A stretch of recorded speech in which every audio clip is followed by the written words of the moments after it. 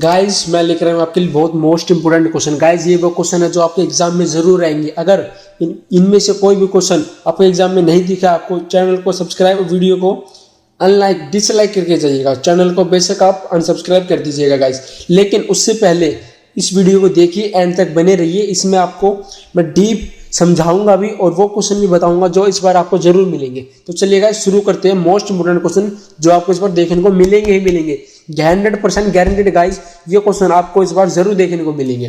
पहला प्रश्न गाइस, बाजार से श्रम की बहुतायत से श्रमिकों का जीवन कैसे प्रभावित हुआ? मतलब बाजार में जब श्रम, नौकरियां, व्यवसाय निकले तो उससे जो श्रमिक थे, काम करने वाले लेबर, उनके जीवन पर क्या प्रभाव पड़ा जब बाजार में नौकरियां निकली? पहला पॉइंट, शहर में नौकरी की संभावनाओं की खबर सुनते ही श्रमिक शहरों की तरफ दौड़े। जब लोगों को श्रमिकों को ये पता लगा कि शहर में नौकरियों की संभावना आ गई है, शहर में नौकरियां बढ़ रही हैं, तो सारे लोग जो गांवों में, आसपास के इलाकों में रहते थे, सब शहर की ओर दौड़ पड़े। जिनके सगे संबंधी शहरों में पहले से ही कार्यरत थे, उनके जरिए नए लोगों को नौकरी मिल सकती थी। शहर में जैसे किसी के रिश्तेदार शहर में रहते थे तो वे लोग अपने रिश्तेदारों के पास जाकर सिफारिश लगवाते थे और उनके सारे वह शहर में नौकरी पा लेते थे। पॉइंट नंबर 3, जिनका शहरों में कोई नहीं था, वे हफ्तों भर प्रतीक्षा करते थे तथा पुलों के नीचे या रैन बसेरों में रात गुजारते थे। लोग गांव से, अपने आसपास के इलाकों से घर छोड़कर तो आ गए थे शायद, लेकिन जिनका वहां पर कोई नहीं था, वे रोड पर, पुल पर, सड़क पर ऐसे ही या फिर रैन बसेरों में रात गुजारते थे।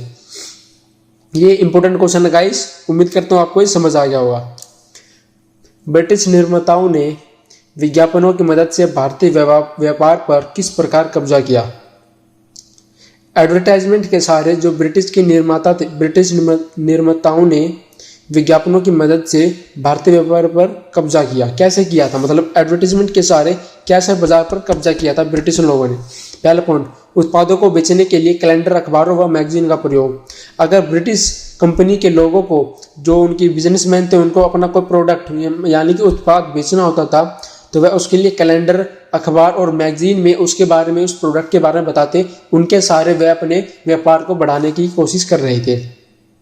लेबल पर भारतीय देवी देवताओं की तस्वीर लगी होती थी। उनका जो भी प्रोडक्ट होता था उसके ऊपर जो लेबल होते थे, उन पर ब्रिटिश लोग भारतीय देवी देवताओं की तस्वीर लगा देते थे, छाप देते थे, ताकि भारतीय लोग अपनी आस्था के सहारे, आस्था को देखते हुए उन प्रोडक्ट्स को खरीदें। विदेश में बनी चीज भी भारतीय को जानी पहचानी लगती थी। वे जो दूसरे देश से भी, अपने देश से भी प्रोडक्ट बनाकर यहाँ लाके बेचते थे, उन पर भी ऐसे लेबल या फिर हिंदी भाषा का प्रयोग करते थे, जिनसे भारतीय लोगों को लगता था कि ये जाने पहचाने प्रोडक्ट है और हमारे देश के ही हैं। तो ये इन सब तरीकों से ब्रिटिश लोगों ने यहाँ पर अपना व्यवसाय स्थापित किया था और भारतीय लोगों का भरोसा जीता। प्रश्न नंबर 3, मैनचेस्टर के आगमन से भारतीय बुनकरों के सामने क्या समस्या थी? पॉइंट नंबर 1, भारत के कपड़ा निर्यात में कमी। भारत में जो कपड़ा बनता था, जो भारत के लोग इसका निर्यात करते थे पहले, वो निर्यात अब कम होने लगा। निर्यात मतलब दूसरे देश में भेजना, आयात मतलब दूसरे देश से सामान लाना। तो भारत के लोग पैसा कमाने के लिए बाहर निर्यात करते थे, उसमें कमी आ गई। Point number 2, east India company पर कपड़ा बेचने का दबाव।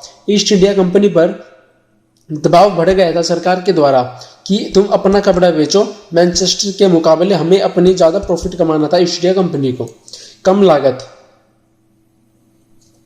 जो भारत के बुनकर थे, उनके सामने यह भी एक समस्या थी कि जो मैनचेस्टर थे, कपड़े बुनने वाले मैनचेस्टर के लोग, वे कम लागत में कपड़ा बुनते थे, बल्कि भारतीय बुनकरों को ज्यादा लागत लगती थी कपड़ा बुनने में। यह भी एक समस्या थी उनके आगे कि हमें कम लागत में किस प्रकार कपड़ा बुने। स्थानीय बाजार सिकुड़ने लगे। जो आसपास के यहाँ के बाजार थे वे कम होने लगे, सिकुड़ने लगे। वहां पर उनकी जो लोकल मार्केट थी वो कम हो गई मैनचेस्टर के आगमन से, मैनचेस्टर के लोगों के आने से। अच्छी कपास न मिलना।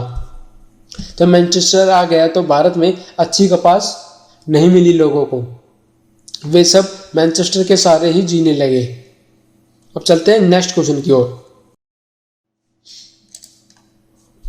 ये गाइस नेक्स्ट क्वेश्चन, असहयोग आंदोलन आरंभ किए जाने के कारण क्या थे? इस आंदोलन में समाज के विभिन्न वर्गों की हिस्सेदारी पर प्रकाश डालिए। इसके कार्यक्रम, कार्य पद्धति, प्रगति एवं अंततः समाप्ति को समझाइए। आंदोलन के कारण सबसे पहले हम डिस्कस करेंगे आंदोलन के कारण क्या थे। प्रथम महायुद्ध की समाप्ति पर अंग्रेजों द्वारा भारतीय जनता का शोषण। जब प्रथम महायुद्ध खत्म हो गया था उसके बाद अंग्रेजों ने भारतीय जनता का बहुत बुरी तरह शोषण किया। ये एक मेन कारण था इस आंदोलन का। अंग्रेजों द्वारा स्वराज प्रदान करने से मुकर जाना। अंग्रेजों ने जो वचन, जो दावा किया था कि हम तुम्हें स्वराज प्रदान करेंगे, वह अंग्रेज उससे मुकर गए। इसलिए भी आंदोलन करना पड़ा भारतीय जनता को।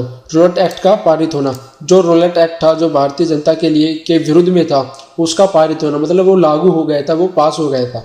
इसीलिए भी ऐसे आंदोलन किया गया। जलियांवाला बाग हत्याकांड।